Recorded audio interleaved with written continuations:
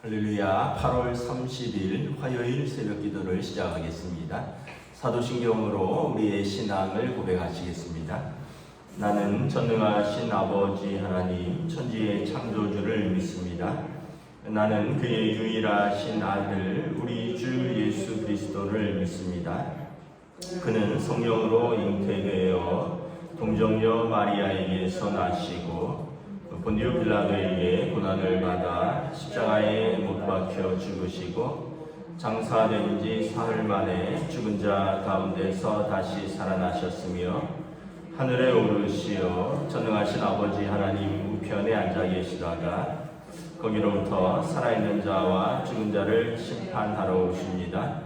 나는 성령을 믿으며 거룩한 공교회와 성도의 교제와 죄를 용서받는 것과 몸의 부활과 영생을 믿습니다.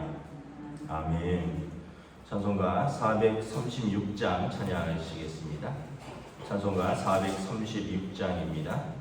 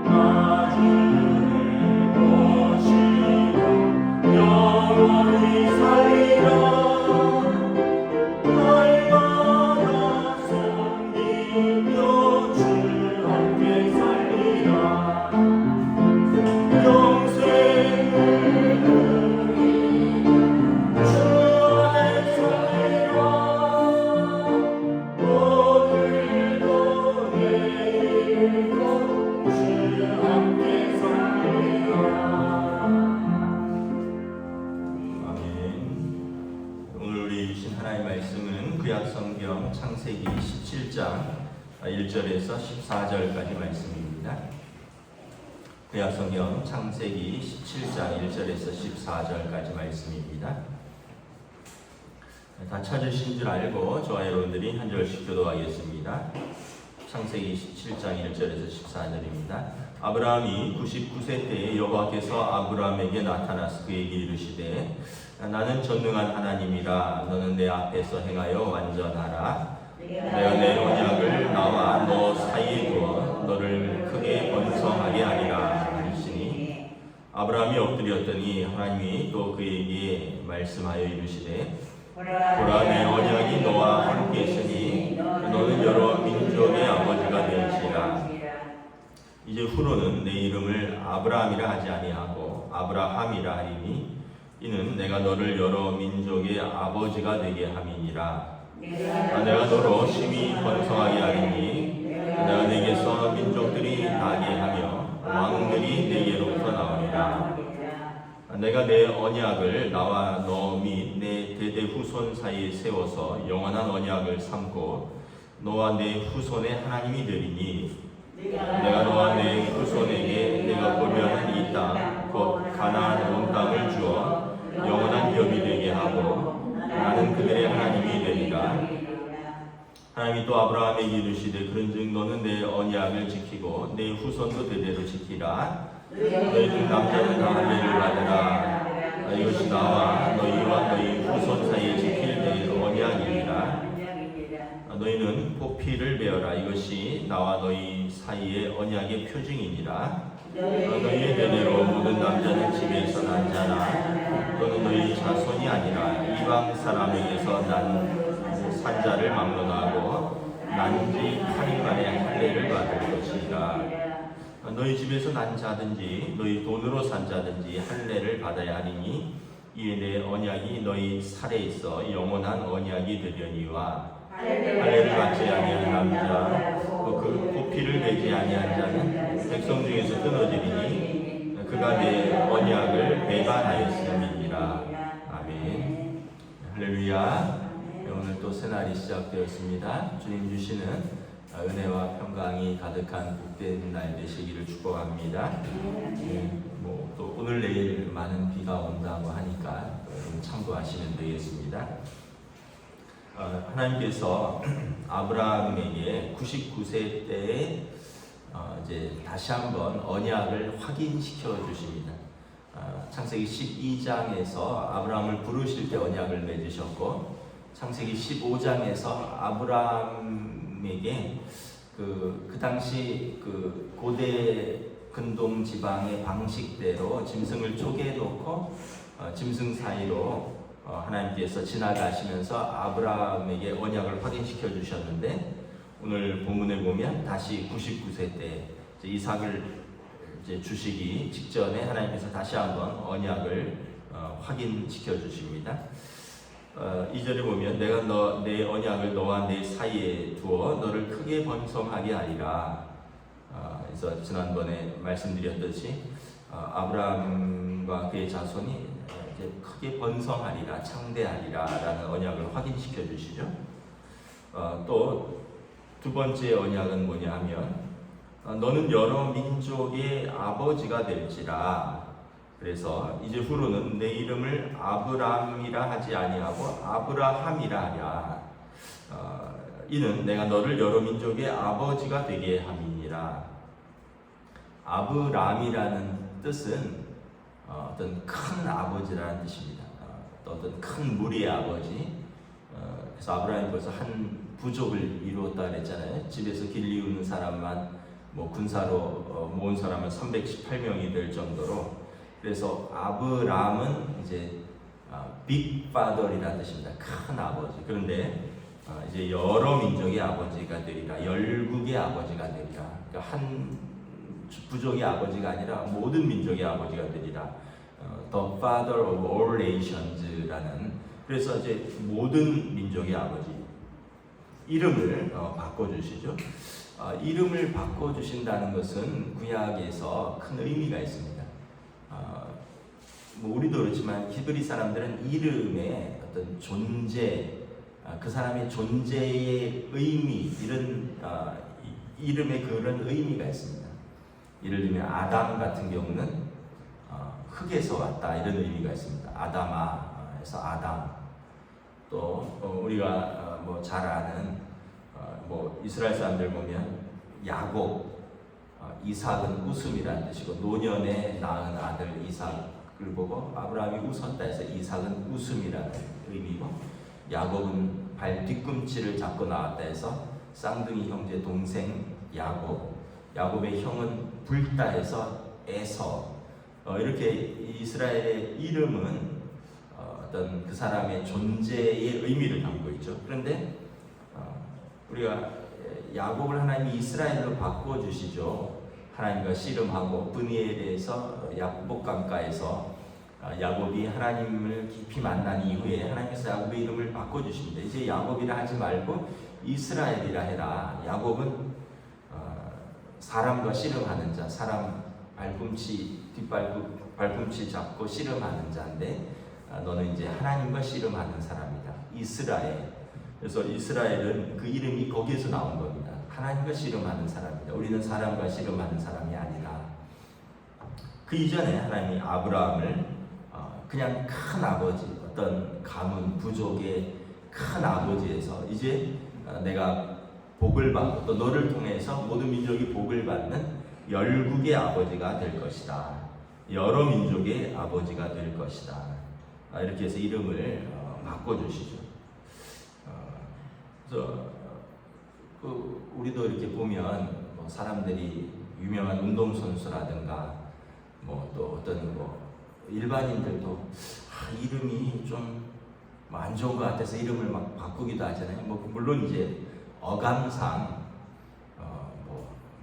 예전에는 그냥 말자 이런 이름도 있었잖아요. 그래서 이름을 바꾸는 분들도 있고, 아니 예를 들면 7번째로 태어났는데 7번째도 딸이냐 해서 아버지가 말자로 지었다. 그래서 이런 이름은 너무 싫다 해서 바꾸고 이런 경우도 있지만, 또 보면 운동선수 중에서나 또 아니면 유명한 선수 중에서도 복을 받으려고 바꾸고 이런 분들이 있어요. 운동선수들 중에서도 하도 자기가 하는 운동에서 두각을 못 드러내니까 이름을 바꿔서라도 하는 사람들도 있어요.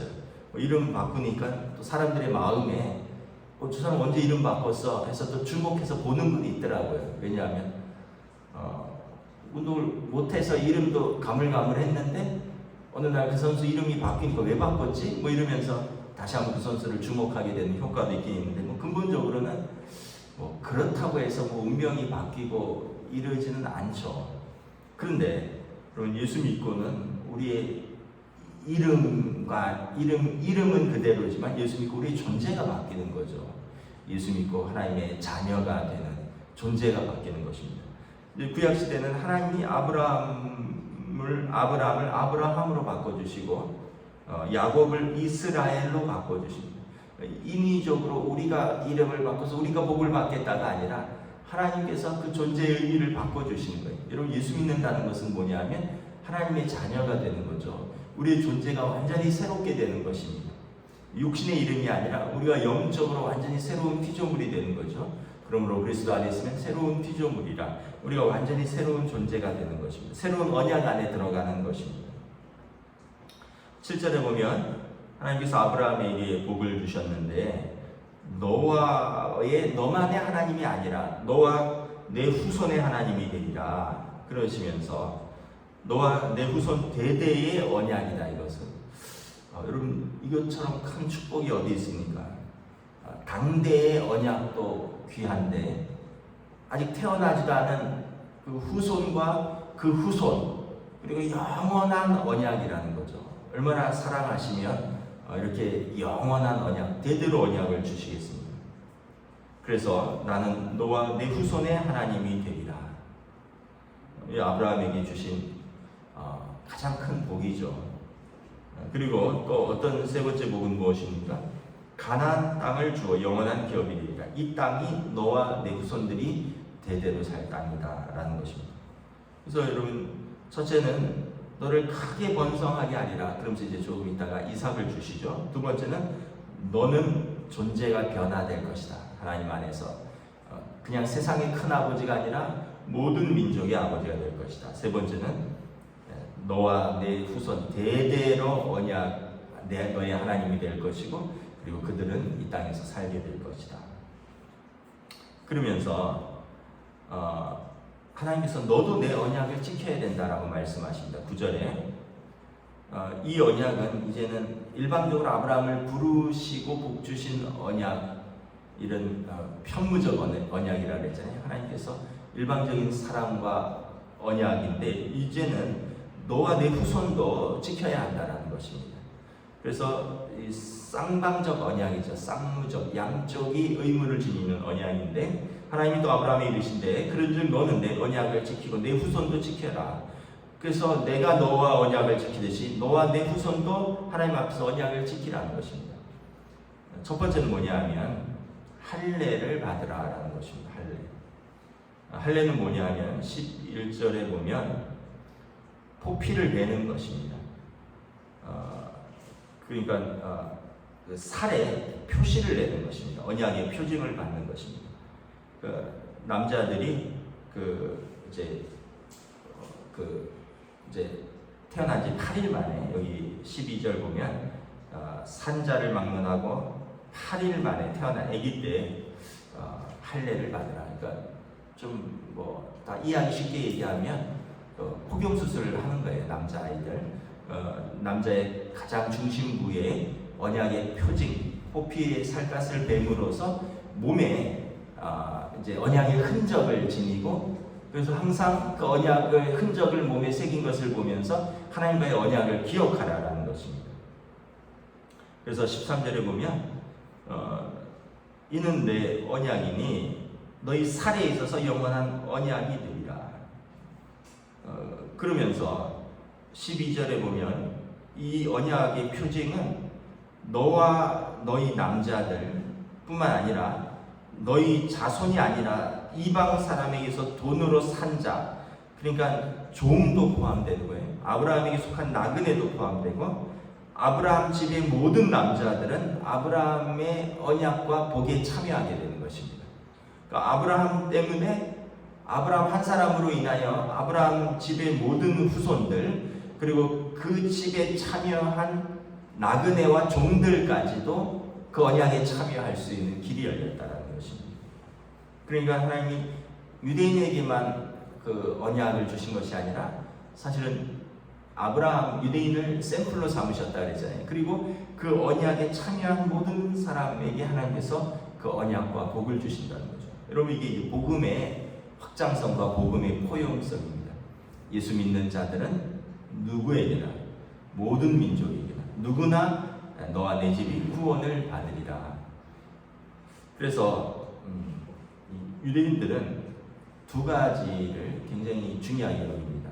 지금도 마찬가지인데 첫째는 할례입니다. 할례.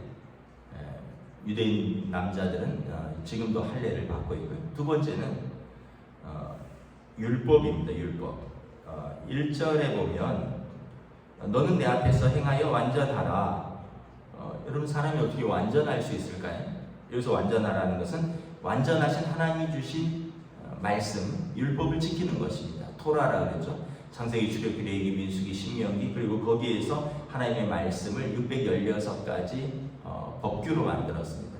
그래서 이스라엘 남자들은 이 두 가지 할례를 행하고 하나님의 완전하신 법, 율법을 지키는 것입니다. 그래서 유대인들은 이거를 제외하고 다른 것을 생각한다는 것은 그 사람들은 오랜 전통과 문화 속에서 이게 어려운 거예요. 그래서 바울 사도가 유대인들에게서 복음을 전할 때, 예수를 전할 때 그래 너희도 할례를 해라, 괜찮다. 그러나 예수 안에서 들어오라는 거죠. 그래서 디모데 같은 경우는 어머니가 유대인이죠. 그래서 유대인이기 때문에 너는 할례를 받으라. 그런데 디도에게는 너희는 너는 할례를 받을 필요 없다. 넌 예수 믿고 하나님의 자녀가 되었는데 이방인이 굳이 유대인처럼 될 필요는 없다. 그런데 유대인인 디모데는 너희의 전통과 문화와 또 그 언약을 굳이 깰 필요 없다. 받으라. 그러면서 또 하나님이 사도행전 15장에 보면 바울 사도가 이방인들이 예수를 믿고 하나님께로 돌아오는데 그 첫 번째 예루살렘 공의회입니다. 그때 이제 유대인들이 아니 이방인들이 하나님의 백성이 되었다고 그러면 그들도 율법을 지켜야 된다. 우리처럼 율법을 지켜야 된다. 할례를 받고 율법을 지키라. 그들도 하나님 앞에서 언약의 백성이 되었으니 언약의 표징을 받고 언약을 행해야 된다. 그랬더니 사도 바울이 이제 예루살렘 공의회에서 쭉 보고를 하죠. 그러면서 베드로와 야고보 사도가 그 당시 야고보 사도가 그 예루살렘 공의회 의장이었고 베드로가 그 어떻게 보면 예루살렘 교회의 이제 총책임자죠. 그러면서 또 수제자고 베드로와 야고보 사도가 정리를 합니다. 바울 사도와 또 바나바 사도의 그 선교 여행의 보고를 보니 하나님께서 하나님께 순종하는 자들에게 우리와 같이 성령도 주시고 그들도 우리와 같이 하나님의 자녀 삼으셨다는 것이 명백히 드러났으니 우리와 우리의 그 선조들도 능히 매지 못하던 멍에를 그들에게 메우게 하지 말자. 그러니까 자신들과 자신들의 선조들도 능히 매지 못하는 멍에가 뭐냐면 율법입니다. 왜냐하면 율법은 하나님의 완전하신 말씀과 법인데 이걸 완전히 지킬 수 있는 능력이 없는 거죠. 유대인 우리도 못 지키는데 이방인 제자들에게 그들이 복음 안에서 예수 믿고 하나님의 자녀된 것으로 받아들이면 됐지.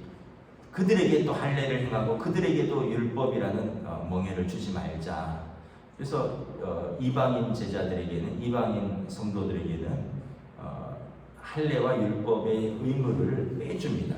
단지 목매어 죽인 것, 또 핏째 먹는 것, 생명은 피에 있으니까, 그리고 음란한 것, 이 세 가지는 그들도 지키라라고 명하자. 그 외에는 다른 것은 그들의 멍에를 벗겨주자 해서 편지를 써서 바울과 바나바를 통해서 회람을 시키죠. 그래서 이제 초대교회 이후로 유대인이 아닌 모든 제자들은 여기에서부터 이제 벗어났죠. 만약 그렇다면 지금도 이것이 지켜져야 한다면 이제 우리가 유대교가 되는 거죠.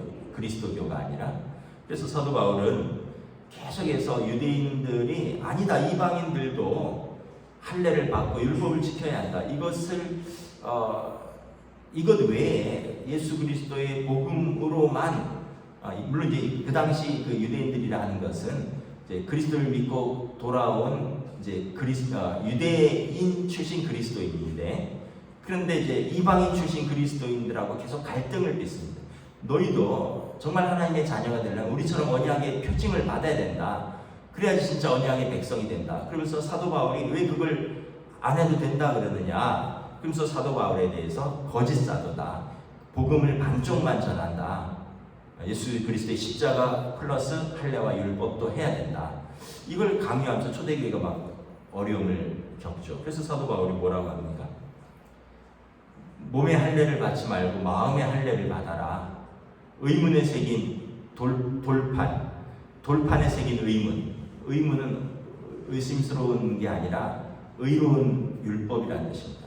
돌판에 새긴 그 의문의 법조함보다도 너희 마음에 새긴 하나님의 그 말씀의 법을 지키라. 그래서 사도 바울은 유대인들은 이런 외적인 표징, 조상 대대로 그건 유대인에게 주신 것이다. 이방인들에게는 마음으로 믿고 입으로 시인하여 구원에 이르는 것이다. 오직 믿음으로 얻는 것이다. 할례는 몸에 받는 것이 아니라 마음에 받는 것이고 율법은 우리가 다 지킬 수 없다. 예수 그리스도께서 완전하신 율법의 마침이시다. 예수 그리스도를 믿고 그리스도 안에서 새롭게 살면 되는 것이다 라고 말을 하는 것이죠. 어쨌든 여러분 지금은 아브라함의 언약입니다. 유대인들의 언약인 거죠. 그래서 우리가 두 가지를 생각합니다. 하나님이 계속해서 아브라함에게 언약을 상기시켜준다는 것이고요. 두 번째는 그리고 이 언약은 하나님이 지키시듯이 아브라함과 그의 후손도 대대로 지켜야 하는 것이다. 우리는 여러분 예수 그리스도 안에서의 언약이죠. 그래서 우리는 예수 그리스도 안에서 거듭난 피조물이 되었고 예수 안에서 하나님의 자녀가 되었습니다. 이 언약을 계속해서 우리도 상기해야 되는 것입니다. 어떤 시험이 있고 환경이 있고 조건이 달라졌다고 해서 언약은 무효가 되는 게 아니에요. 우리의 지켜야 하는 것은 예수님을 믿고 영접하는 것. 이게 우리의 지킬 언약이고요. 그 다음에 하나님이 지키실 언약은 뭐냐면 영접하는 자, 곧 그 이름을 믿는 자에게 하나님의 자녀가 되는 권세, 특권을 주셨다. 이게 하나님이 지키시는 언약이죠. 이게 요한복음 신약에서의 우리의 언약입니다. 영접하는 자, 곧 그 이름을 믿는 자에게 하나님의 자녀가 되는 권세를 주셨다. 그 우리의 언약의 의무는 예수를 그리스도로 믿고 영접하는 것이고요. 하나님의 언약은 그러한 사람을 하나님의 자녀로 인정해 주시고 삼아 주시는 것입니다. 그래서 로마서 3장에 예수 그리스도의 십자가로, 예수 그리스도의 십자가의 속량으로 우리 죄를 전에 지은 죄를 간과하시고 묻지 아니하시고 우리를 값없이 의롭다 하시겠다. 더 이상 우리가 어떤 값을 치를 필요가 없다. 예수님이 십자가에서 희생으로 우리의 죄값을 치르셨다. 이게 하나님의 언약인 거죠.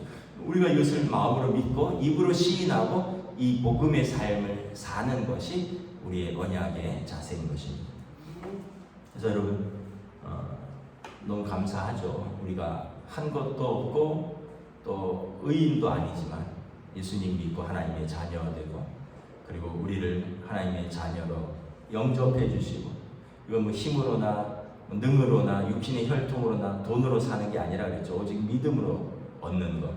그리고 하나님의 자녀에게는 하나님 나라가 유업으로 상속된다 하셨으니 여러분 이거만큼 가장 귀한 언약이 어디 있습니까? 여러분 오늘도 이 언약의 말씀을 붙들고 또 담대하게 믿음으로 사시기를 주님의 이름으로 축복합니다. 아멘. 기도하겠습니다. 하나님의 은혜를 감사합니다. 하나님께서 아브라함을 75세에 부르셨습니다. 그리고 계속해서 아브라함에게 언약을 상기시켜 주십니다. 아브라함 99세 이제 이삭을 낳기 전에 하나님께서 언약을 잊지 아니하고 다시 한번 언약을 상기시킵니다. 너는 큰 민족의 아버지가 될 것이고 나는 너와 그리고 내 자손의 대대로 너희의 하나님이 될 것이다. 그리고 너희와 내 자손은 이 땅에서 살리라. 그리고 너는 내 앞에서 너도 언약을 지키라. 할례를 행하고 언약의 표징을 몸에 새기고 그리고 완전히 행하라. 하나님의 말씀을 완전하신 하나님의 말씀을 지키라 말씀하셨습니다. 오늘 우리에게도 예수 그리스도를 통하여 우리에게 언약을 주셨습니다. 예수를 그리스도로 믿고 영접하는 자, 예수님을 주님으로 고백하고 나의 구원자로 믿고 영접하는 자는 하나님의 자녀가 되겠다라고 하나님이 언약을 주셨습니다. 이 약속을 믿고 그리스도 안에서 하나님의 자녀가 된 우리 모든 성도들 오늘도 이 언약을 기억하며 또 우리에게 주신 언약을 감사하며 우리가 이 언약의 백성에 합당한 믿음의 삶을 또 은혜의 삶을 감사하며 살아가는 오늘 하루로 인도하여 주시옵소서. 감사를 드리오며 우리 주 예수 그리스도 이름으로 기도드리옵나이다. 아멘. 하늘에 계신 우리 아버지 이름을 거룩하게 하시며 아버지의 나라가 오게 하시며 아버지의 뜻이 하늘에서와 같이 땅에서도 이루어지게 하소서. 오늘 우리 일용할 양식을 주시고 우리가 우리에게 잘못한 사람을 용서하여 준 것 같이 우리 죄를 용서하여 주시고 우리를 시험에 빠지지 않게 하시고 악에서 구하소서. 나라와 권능과 영광이 영원히 아버지의 것입니다. 아멘.